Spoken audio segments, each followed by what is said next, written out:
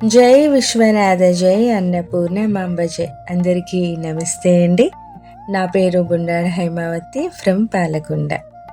శ్రీ సనారి విశ్వేశ్వరుల వారి సంవాదం నుండి వేదాంత ప్రబంధమునందు ప్రథమాశ్వాసము 4వ భాగము 15వ ఎపిసోడ్ ఈరోజు తెలుసుకుందామా? తెలుసుకునే ముందు సాక్షాత్తు ఆ సనారి విశ్వేశ్వరుల వారి జన్మస్థలం అనగా పాలకొండ శ్రీ సనారి అన్నపూర్ణమాంబ మఠం నుంచి ఈ యొక్క వీడియోని ఇలా మీ అందరికీ తెలియపరుస్తున్నాం. అయితే వీడియోలోకి వెళ్ళిపోదామా?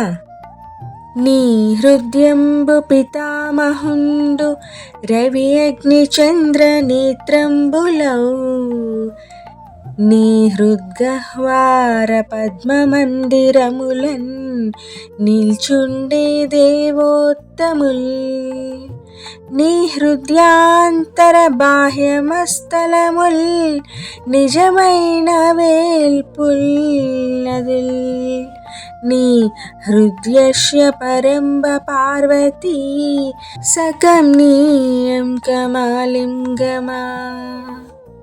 నీ హృదయం పితామహుడు సూర్యుడు, చంద్రుడు, అగ్ని.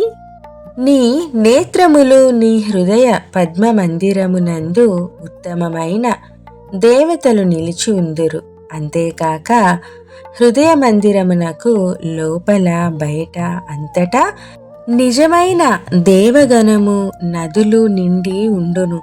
నీ హృదయ ఆకాశమే పరము. అందున పార్వతీదేవి సగమై నీ వామ భాగమున నిన్ను ఆదరించి ఉన్నది. నీ చేత సమస్తంబగు గోచరమతి విశ్వకర్మ కులమీవే గదా. వాచాల వినుతి గొనుమా నా చేతన బ్రహ్మమూర్తి నానారూప.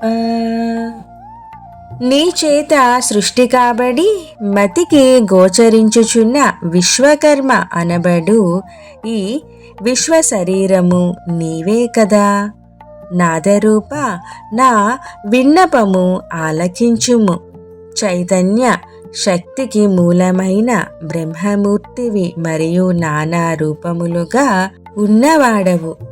ఇలా అవధూత గురుడైన సనారి విశ్వేశ్వర పత్ని పార్వతీదేవి స్వామివారిని ప్రార్థనాపూర్వకముగా వేడుకొనుచు మోక్షము కలిగించు జ్ఞాన మార్గము లోకమునకు ఉపయోగపడు విధముగా ఉపదేశము చేయమని అడుగగా, హృదయ కమల కర్ణిక అను గృహాంతర నివాసమున అహోరాత్రులు కోటి సూర్యుల ప్రకాశముతో సమానమైన మరియు పద్మదళముల మధ్య పుప్పుడి వంటి పరిమళ భరితమైన పాదపద్మములతో వెలుగుచున్న ఆ విశ్వేశ్వరుడు ఇలా చెప్పసాగెను.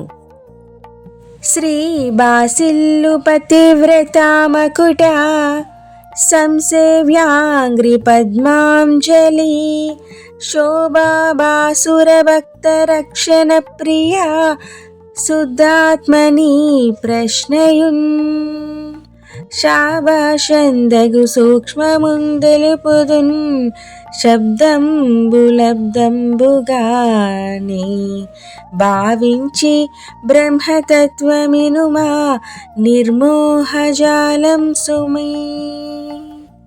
సకల సద్గుణములతో వెలుగు పతివ్రతల అందరిలో మహారాణివై వెలుగొందుచు సేవలందుకొనుచున్న పార్వతి భక్త రక్షణకై ప్రియమముతో అంజలి ఘటించి నీవడిగిన ప్రశ్న శుద్ధమైనది, మెచ్చుకోదగినది కనుక నేను గ్రహించిన ఆ పరబ్రహ్మ తత్వమును తెలుసుకోగల సూక్ష్మ మార్గమును తెలియజేస్తాను. నా మాటలను శ్రద్ధగా ఆలకించుము. సర్వమోహములు నశించిపోవును సుమా.